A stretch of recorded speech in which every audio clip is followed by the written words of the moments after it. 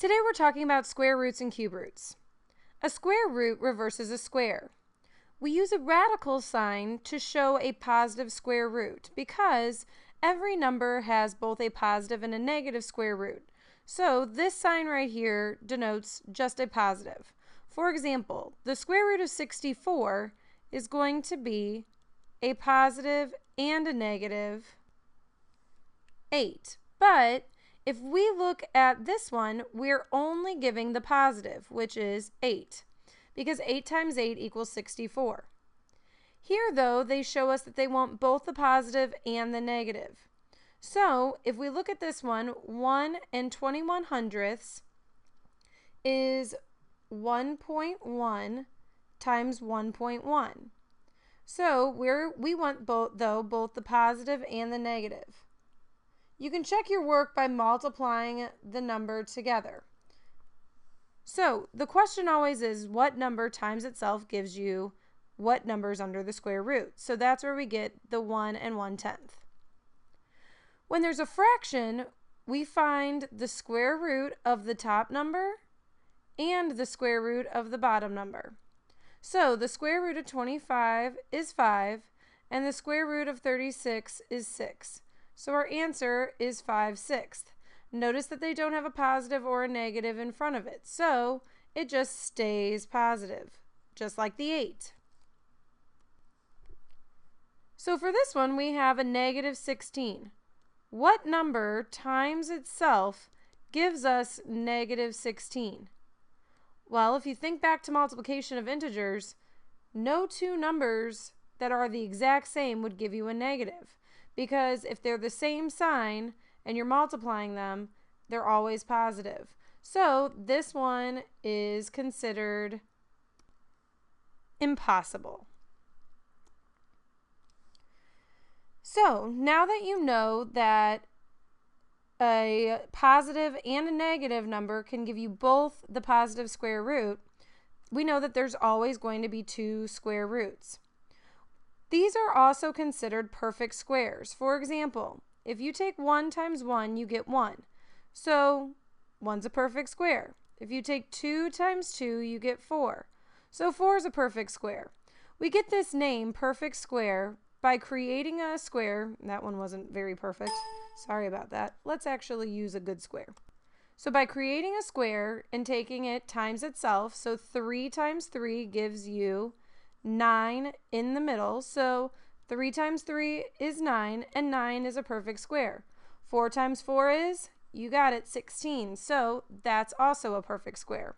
So basically, all of your positive integers multiplied to give you these numbers inside, and these numbers are considered perfect squares. So find each square root. For example, if I have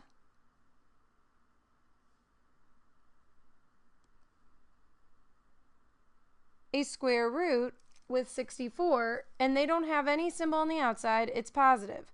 These are the examples that I gave you before. Go ahead and try these and see what you think. I'll be back in just a second to show you the answers. Okay, hopefully you paused the video. Check your work. These are the answers to the following. Okay, we only want the positive. Here we want both. Here, the negative's on the outside. That's okay. So it's a -7. Here it's on the inside. Not okay. So no real solution, or again, impossible. Please write no real solution though, because that is also something that you would see. All right, so I've got another example for you. If they ask us to solve t squared equals 169, they want to know what number times itself gives you 169. So really what we can do is we can find the square root. If we find the square root of t squared, it's t, and the square root of 169 would be both the positive and the negative. So when you take 13 times 13, you get 169, and when you take -13 times -13, you get 169. Go ahead and try these, and I'll be back in a sec to show you the answers. Okay, hopefully you tried these. Check these with a red pen. All right, so you're getting both the positives and the negatives, And 17 times 17 gives you 289. And 3/10 times 3/10 gives you 9/100. What if they ask us to find the closest whole number to 95, to the square root of 95? If we look at this one, we know that 95 is between 9 and 10 because 9 times 9 is 81, which would be here, and 10 times 10 is 100, which would be here. If we did 9.5, it would be 9.5 times 9.5, which would give you 90 and 25/100, which means this is closer to 10. So our answer is 10.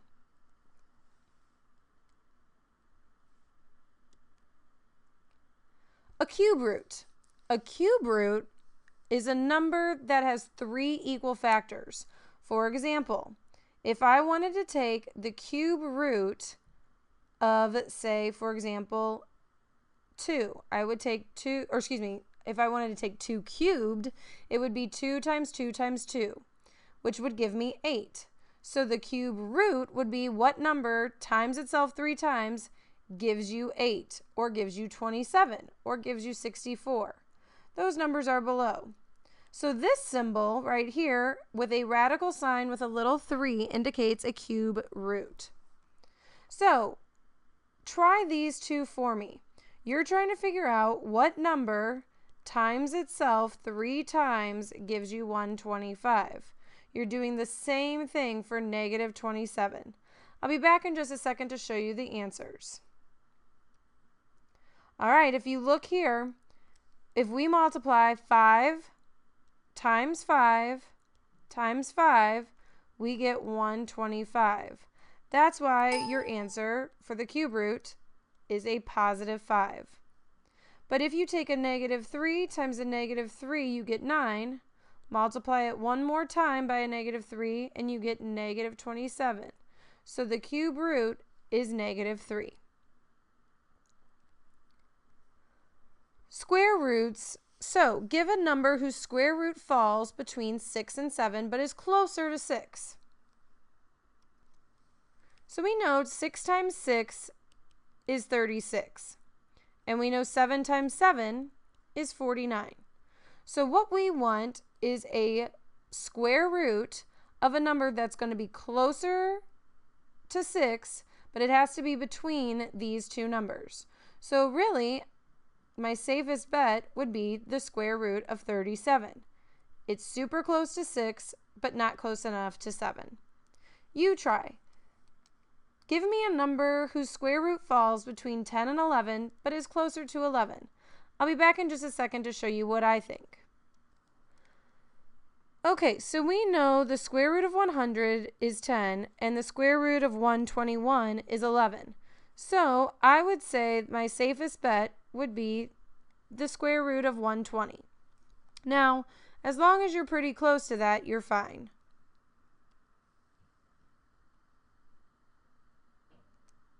I'm tiling a frame with an area of 158 square inches.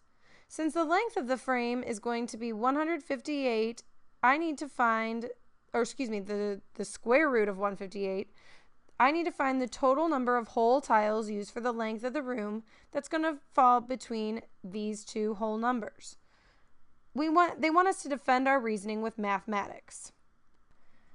So if you look here, the square root of 144 is 12, and the square root of 169 is 13. So the 158 is going to fall between 12 and 13. I've defended my reasoning with mathematics because I've proven that these two are between this one. Okay?